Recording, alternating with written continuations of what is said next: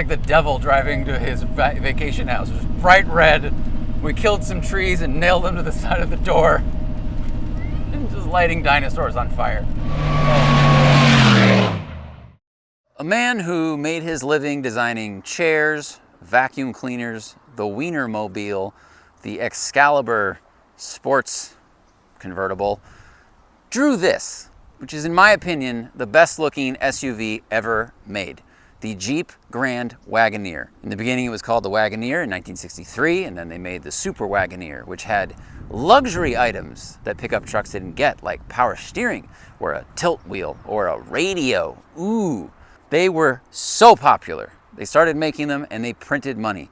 Back in the day, they were $19,000. That was 3 times the cost of the average automobile purchase. Today, the average car costs 47 grand. So one of these would be priced at $124,000.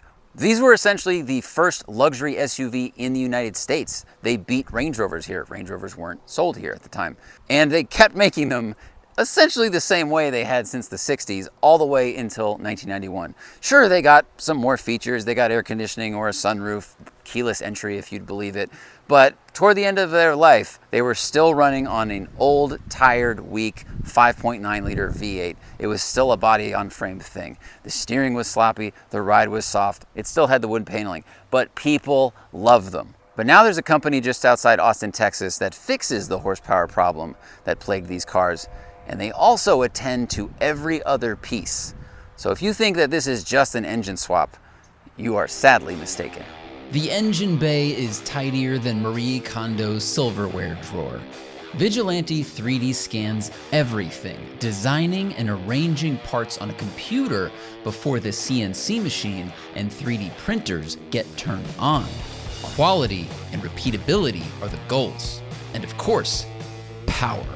I drove a stock Grand Wagoneer a couple years ago. It was owned by my friend Mike Musto. This has the AMC 5.9 liter 360 in it, so it is not powerful. Nope. People have said they get 17 on the highway, but in the city they get 6. His was more like 6. In stock form, you get a 5.9 liter, makes about 140 horsepower toward the end of the run, 240 pound-feet of torque, if you're lucky, if it's running well. This one has a different engine, obviously.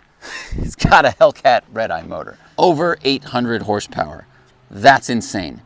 They'll also make one with the normal 392 for you, or the 707 Hellcat engine, but I think the 392 is the sweet spotter. But when you want to break the internet, you gotta throw some eggs, or 807 eggs, into your engine bay. Does that analogy work?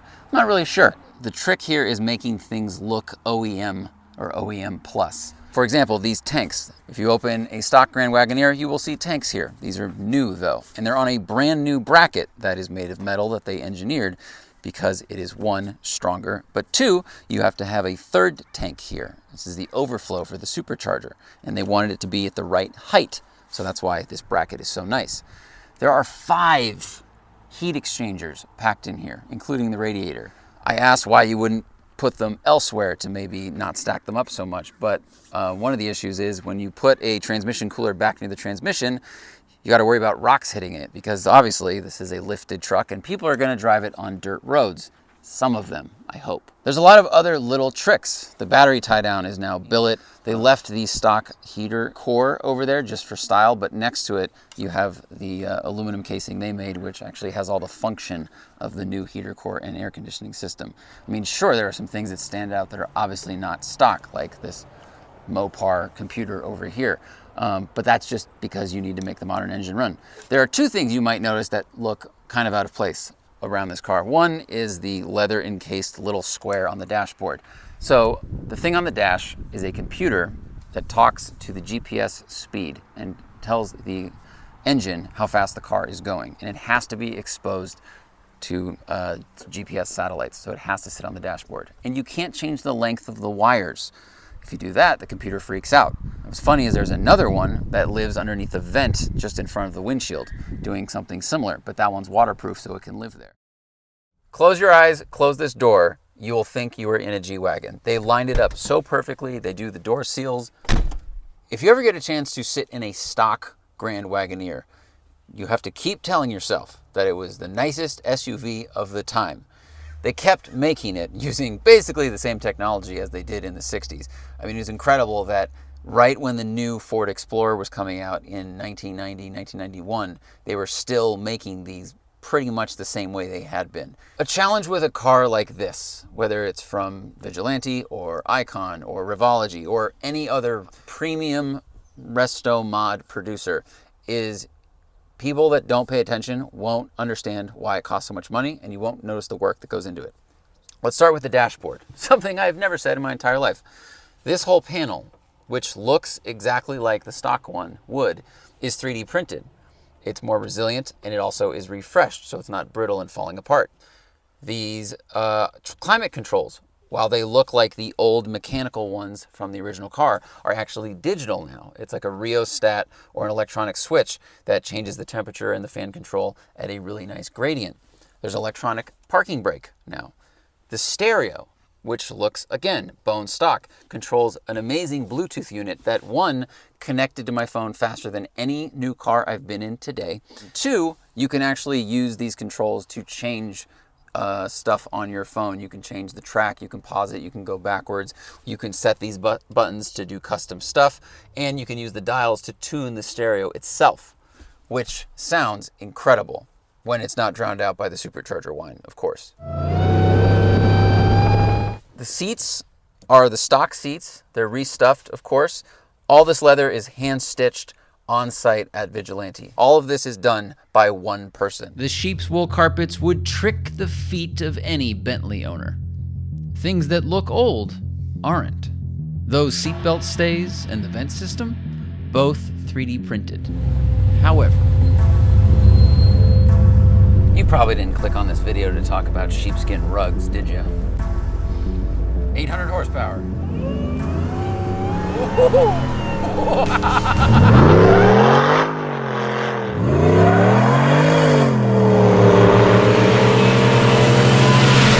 Oh boy. Oh, it's so much faster than you think it is because you're sitting so high up. It is the opposite of the Miata effect. If you drive a Miata or a go-kart, 12 miles per hour feels like 80 miles per hour. This is the inverse.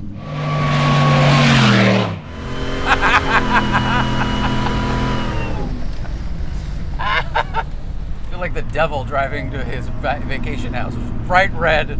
We killed some trees and nailed them to the side of the door.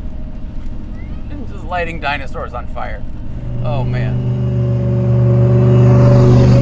With a stock engine, this car goes 0 to 60 in 14 seconds. You could read a short book in that amount of time. A Prius, a first-gen Prius, would laugh at you. 0 to 60 in this is 4 seconds. Oh my God, the sound is so entertaining. This is an unnecessary amount of horsepower. I am a firm believer that the regular 392 with nearly 500 horsepower is the sweet spot. Because most people are just going to cruise around in this thing. You want it to sound good. You want to be able to get on the highway quick enough to keep your family alive so you don't get rear-ended by an ice cream truck. But this is entertaining. This is a cartoon. It is extroverted AF.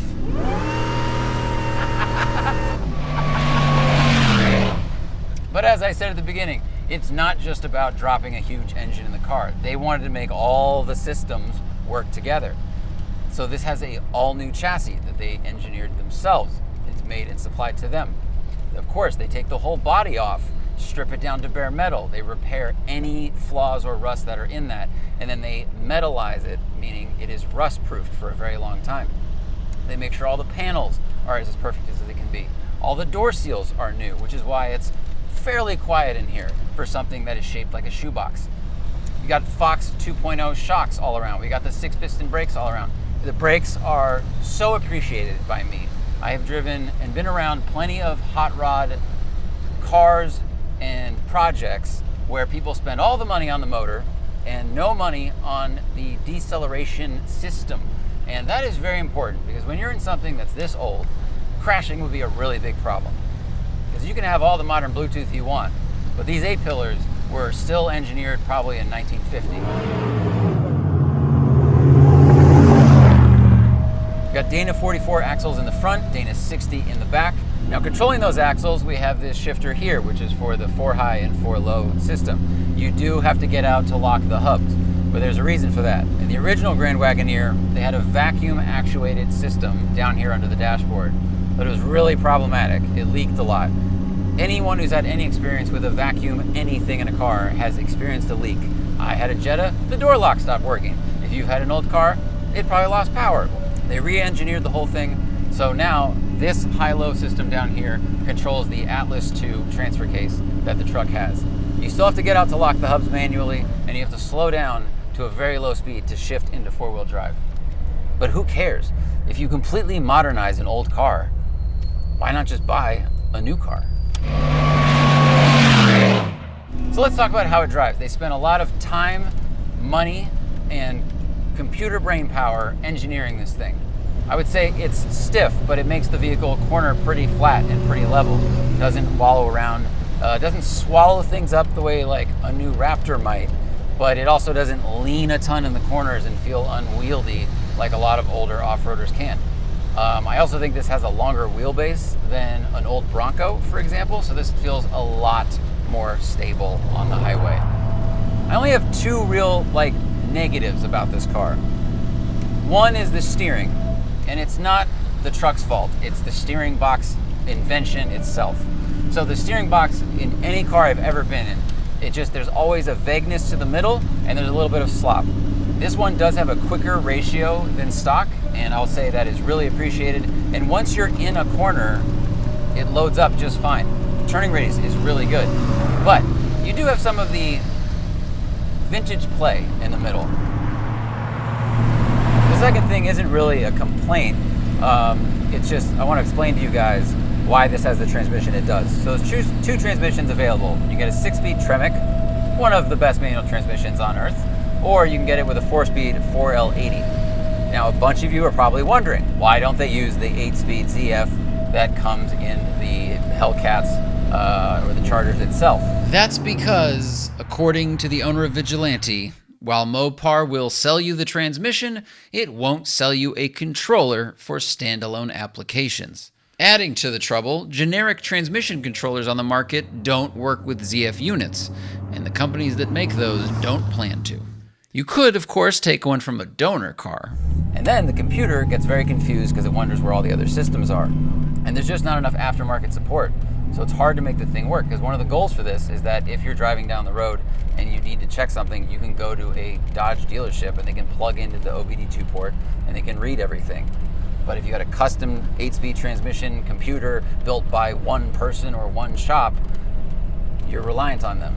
So this transmission is strong as hell. It's good to 1,000 horsepower.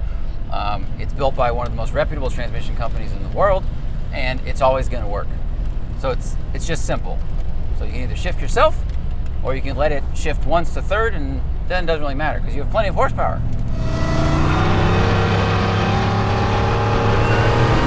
There you go. Commit, man. This is an experience. This is a automotive experience. I've never had such easy steering and also had such a visceral driving experience. Yeah, the thing with the 4-speed is you just gotta commit. So when it downshifts, it's saying, I need more gas. So you give it more gas, and then you guys ride to Valhalla together. This is like sitting on an explosion. I feel like I bought a flamethrower and I turned it around to face backwards and I just hit it, just lighting fuel on fire and firing out the back. This thing has 2 mufflers and it's still this loud.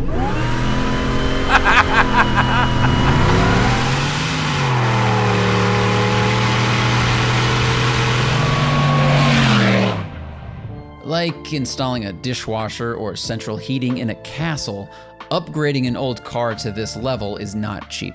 A full restoration of your Grand Wagoneer by Vigilante starts at $165,000. Add another $90,000 if you want a basic 5.7 liter Hemi, some brakes, a transmission, and a few other things. To step up to 485 horsepower, or even 700, plus the Fox shocks, the chassis, and all the other magic, you are looking at 300 grand. I love the shape of the Grand Wagoneer. It's formidable, like Optimus Prime's fist punching through the air. Expensive? Yeah. But so are plenty of old, slow sports cars. But unlike a Dino, this Jeep's engine isn't essential to its character. I want to see these on the road, whether the engine swap costs $3,000 or 100 times more. And if you have the money, get the fast one, because then you can race that Dino for pinks and tow it home.